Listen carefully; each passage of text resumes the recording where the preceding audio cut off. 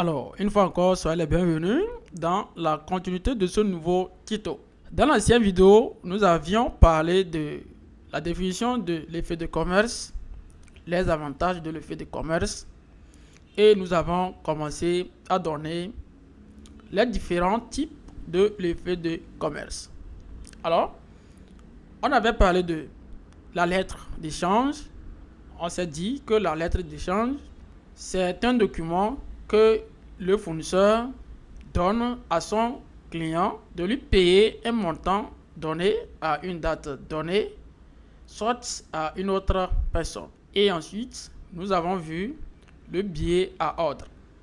Et le billet à ordre, nous avons dit que c'est le client lui-même qui s'engage à payer à son fournisseur à une date donnée.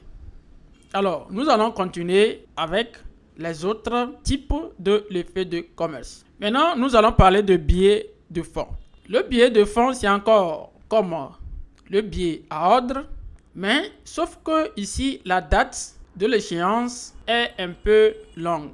Ça veut dire que lorsque le montant est élevé et que le client ne peut pas payer à une courte terme, alors l'engagement que le client prend en ce moment est appelé le billet de fonds. Donc, le billet de fonds, c'est un écrit par lequel le tiré, appelé le client, s'engage à payer un montant à moyen ou à long terme, appelé échéance, à un tireur. Donc, ici, on voit l'exemple de l'acquisition des immobilisations.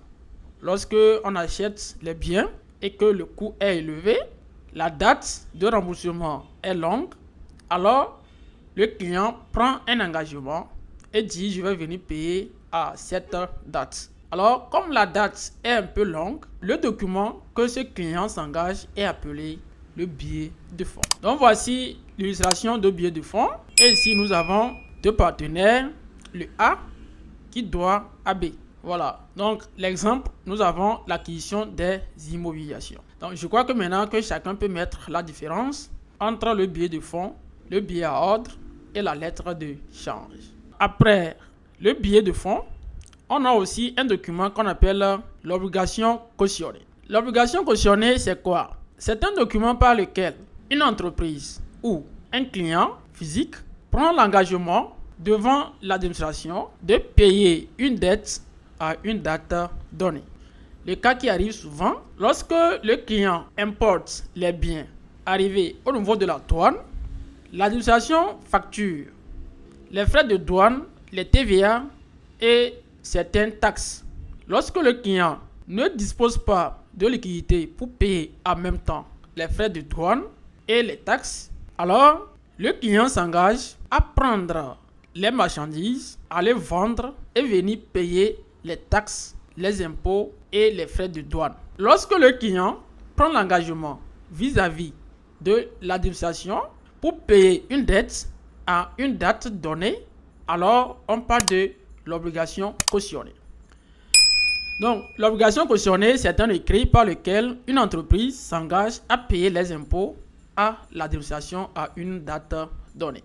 Exemple, on voit importation des biens. D'accord? Lorsqu'on importe les biens, les frais de douane, le client peut prendre l'engagement de prendre ses marchandises, aller vendre et revenir payer les impôts. Donc voici l'illustration, l'obligation cautionnée.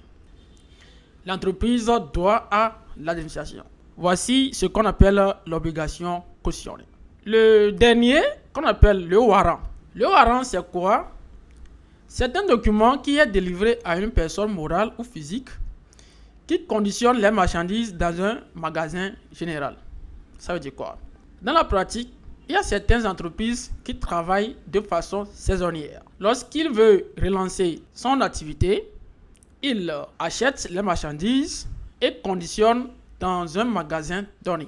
Donc, lorsque il n'arrive pas à payer en même temps les frais de la location vis-à-vis de l'entreprise en location, alors il prend un engagement de venir payer les frais de location après avoir vendu ses marchandises. Donc ici, on l'a loué un magasin où il a conditionné ses marchandises et il doit payer les frais de location. Alors voici ce qui c'est que le warrant. Donc ici, nous avons l'entreprise qui doit à une société de location.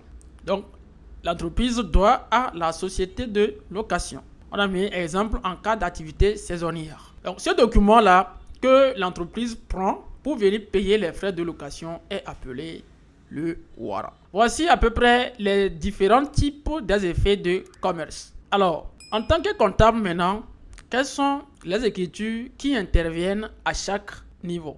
Donc, nous allons entamer les opérations.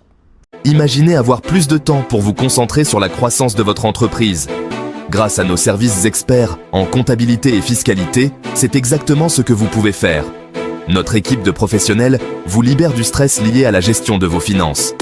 De la tenue de livre à la déclaration d'impôts, nous nous occupons de tout, fini les doutes sur les codes fiscaux. Seule la tranquillité d'esprit de savoir vos finances entre des mains expertes. Considérez-nous comme vos copilotes financiers, guidant votre entreprise vers le succès. Grâce à une gestion financière précise, ponctuelle et conforme, vous pouvez piloter votre entreprise dans la bonne direction. Alors, pourquoi jongler avec les chiffres alors que vous pourriez innover et vous développer? Laissez nos experts gérer vos besoins en comptabilité et fiscalité.